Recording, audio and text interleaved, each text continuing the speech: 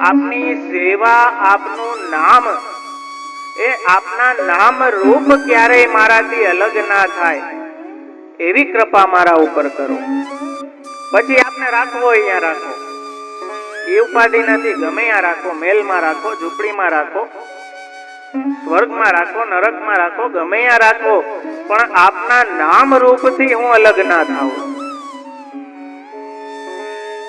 દયા પ્રીતમજી, આપો મને. જો આપવાની ઈચ્છા હોય તો આપો, જો ઈચ્છા હોય તો આ જોઈએ પાયે લડી લાગો. કેટલી સુંદર આપનું સ્વરૂપ.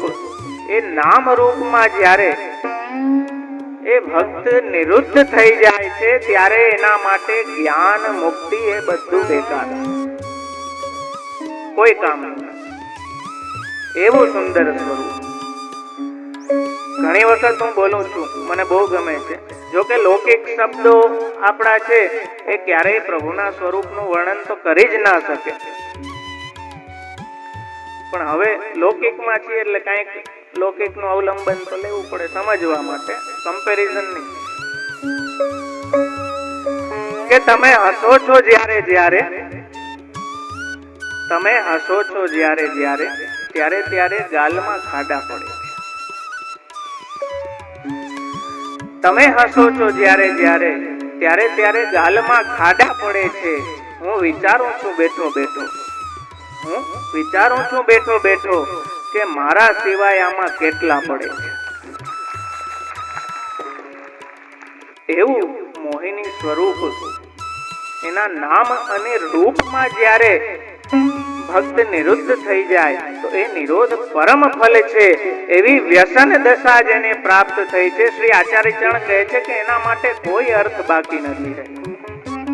એને બધું પામી લીધું છે, એને પછી કાંઈ પણ પામવાનું બાકી રહેતું નથી. એનો અર્થ સરી ગયો, પણ એના માટે પ્રાગટ્ય જરૂરી છે.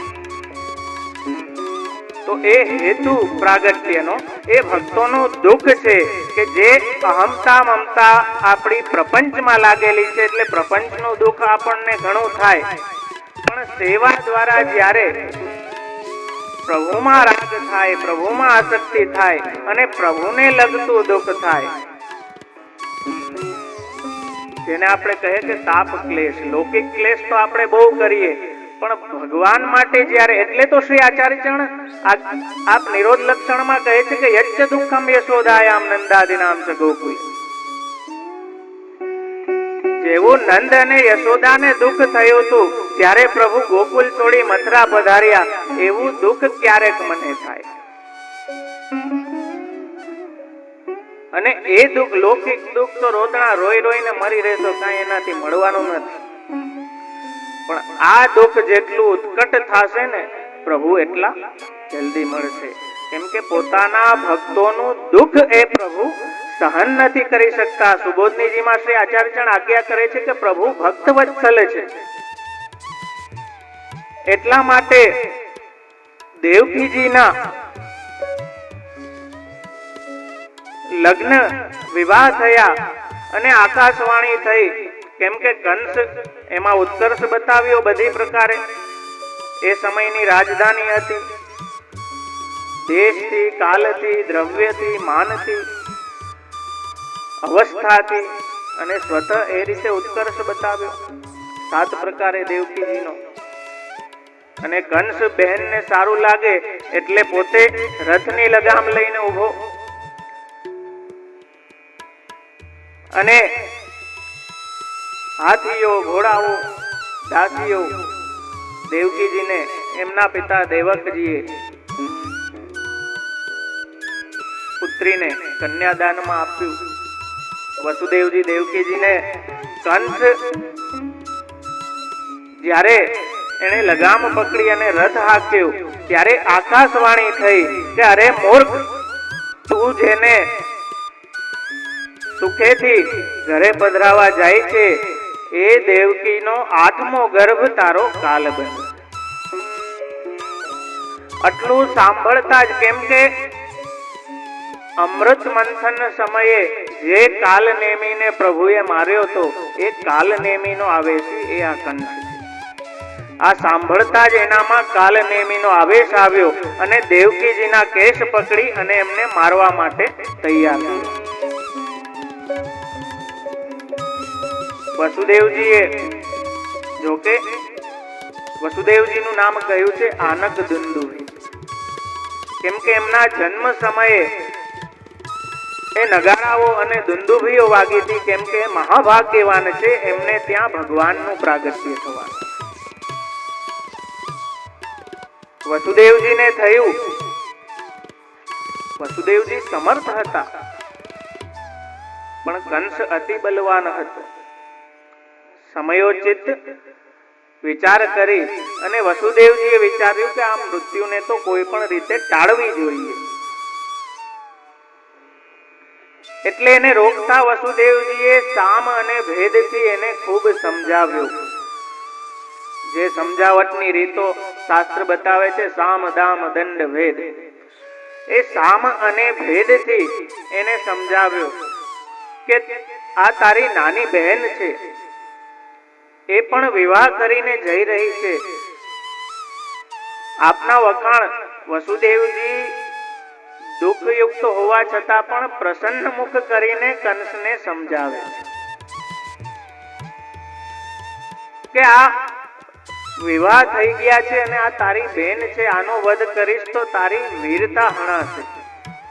શૂરવીરો તારા વખાણ કરે છે અને આવું દુષ્કૃત્ય જો તું કરીશ તો તારું યશ ખંડિત થશે. જેના માટે તું દેવકીને મારવા માટે તૈયાર થયો છે, એ દેહ તો મૃત્યુ સાથે જ જન્મે છે, એનું તો મૃત્યુ થવાનું જ નક્કી છે. એમાં પણ જીવનું મૃત્યુ નથી થતું, એ તો ફક્ત કર્મને વશ દેહ બદલે છે. એવી રીતે શાસ્ત્રના પ્રકારથી કંસને ઉપદેશ કરે છે.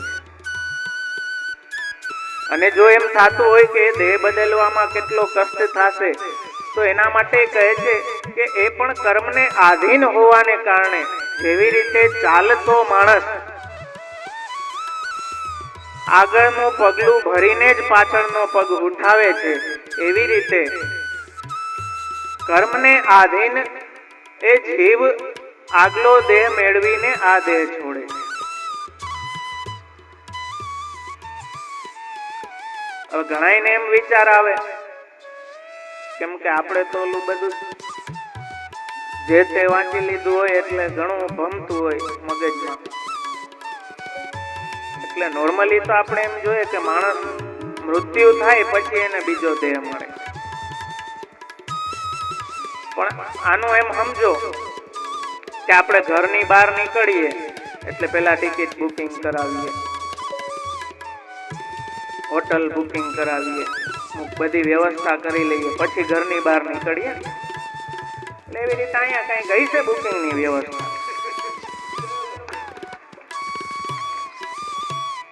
ઈ બુકિંગ જે થાય એટલે એ પ્રકાર જુદા જુદા હોય.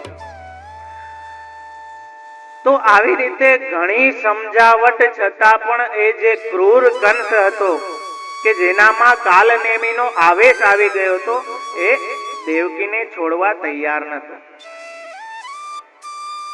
ત્યારબાદ કેમ કે બુદ્ધિમાન પુરુષનું કર્તવ્ય છે કે મૃત્યુને કોઈ પણ પ્રકારે ટાળવી. હવે એમ કહો કે એક કોશિશ કરી ના ટળી એટલે બેસી ગયા, એમ નહીં. પણ ભગવાને પશુઓ કરતા, સુબોધનીજીમાં આચાર્ય ચરણ આજ્ઞા કરે છે કે ભગવાને પશુઓ કરતા આપણને કંઈક વિશેષ બનાવ્યા છે, બુદ્ધિમાન બનાવ્યા છે, તો જે દીધું છે એનો કંઈક ઉપયોગ કરવો જોઈએ. તો બુદ્ધિમાન પુરુષે વારંવાર એ ઉપાય કરવો જોઈએ. હવે કંઈક વારંવાર કરવા છતાંય જો મૃત્યુ ના ટળે તો આપ સુબોધનીજીમાં સમજાવે છે કે તો કમસે કમ એના ઉપર એ અપરાધ નહીં લાગે અને લોકો પણ એમ કહેશે કે આ એ કોશિશ તો પૂરેપૂરી કરી. એટલે વસુદેવજીએ વિચાર્યું કે હું જે પુત્રો થશે એને સોંપી દઉં અને દેવકીજીને બચાવી લઉં. એટલે કંસને ઘણી સમજાવટ કરી અને કંસ આખરે એમના સત્ય પર એણે વિશ્વાસ રાખ્યો. એમણે કહ્યું કે આકાશવાણીએ કહ્યું છે કે આનો 8મો ગર્ભ તને મારશે, તો એનાથી તને ભય છે. આ દેવકી તો 8 વર્ષની આયુ છે, વિવાહિતા છે અને તારી બહેન છે, સ્ત્રી છે, તો એ વિચારીને તારે આને છોડી દેવી જોઈએ. આ તો તને કઈ ખતરારૂપ કે ભયરૂપ નથી. આ વિચાર કરીને કંસે એમને છોડી દીધા. સુખદેવજી કહે છે કે પછી 8 વર્ષમાં 8 પુત્રો દેવકીજીને ક્રમે થયા અને 9મી કન્યા કે જે પુરુષોત્તમજી લેખવાળા કહે છે કે એ સુભદ્રાજી થયા. જ્યારે 5 પુત્રો થઈ ગયા હતા અને 6ઠો ગર્ભ રહ્યો ત્યારે વસુદેવજીને વિચાર આવ્યો, કેમ કે સાધુ પુરુષ દીધેલું વચન ક્યારેય તોડે નહીં, એટલે એમની સત્યતા ખંડિત ના થાય એ વિચારથી વસુદેવજી પોતાના પહેલા પુત્ર કીર્તિમાનને લઈને કે જેની 5 વર્ષની આયુ હતી એને લઈને કંસ પાસે ગયા. વસુદેવજીની સમતા અને સત્યતા જોઈને કંસ બહુ જ પ્રસન્ન થયો અને એણે હસતા હસતા કીધું કે તમારા આ કુમારને તમે ઘરે પાછો લઈ જાઓ, મને આનાથી કોઈ ભય નથી, મને તો તમારા 8મા પુત્રથી ભય છે.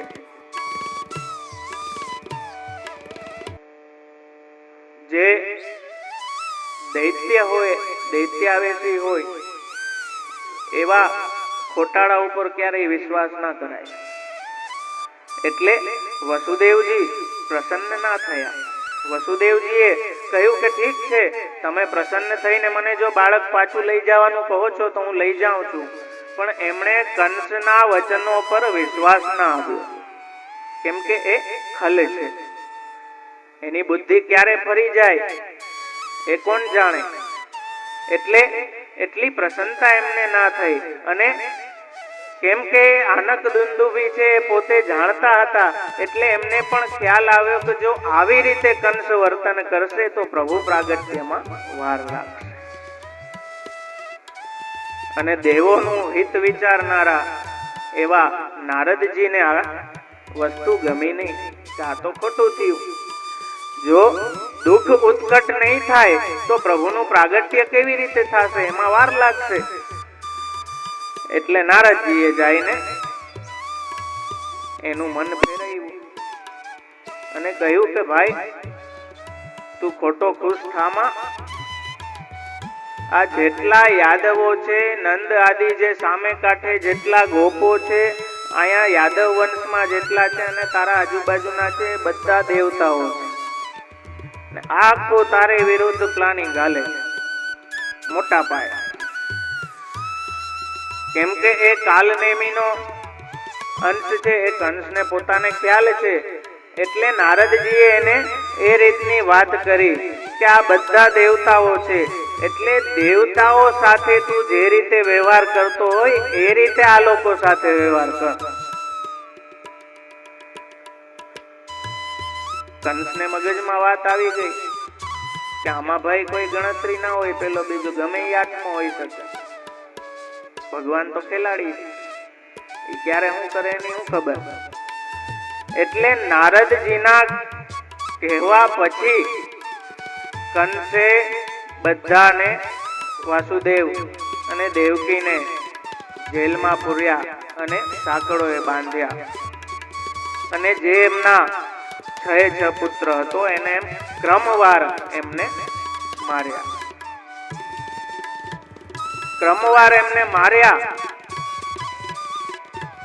કેમ કે પ્રભુને પધારવામાં આ દુઃખ વધ્યું અને નારદજી એટલું કહીને વહી ગયા અને ક્રમવાર આટલા પુત્રોને મારી નાખ્યા. એટલે ઉત્કટ દુઃખ થયું દેવકીજીને, વસુદેવજીને અને યાદવોને પણ. કંસ બધાને પીડવા લાગ્યો, કેમ કે એને મગજમાં ઘૂસી ગયું કે આ બધા દેવતાઓ છે. અને પોતાના પિતા જે ઉગ્રસેન હતા એમને પણ બંદી બનાવ્યા અને પોતે રાજ કરવા લાગ્યો.